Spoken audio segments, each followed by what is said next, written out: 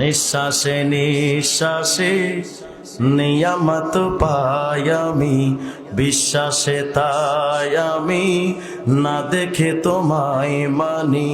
সে মানা সামান্য, কত ত্রুটি পূর্ণ তোমার মিজানে মেপনায় আমায় প্রভু।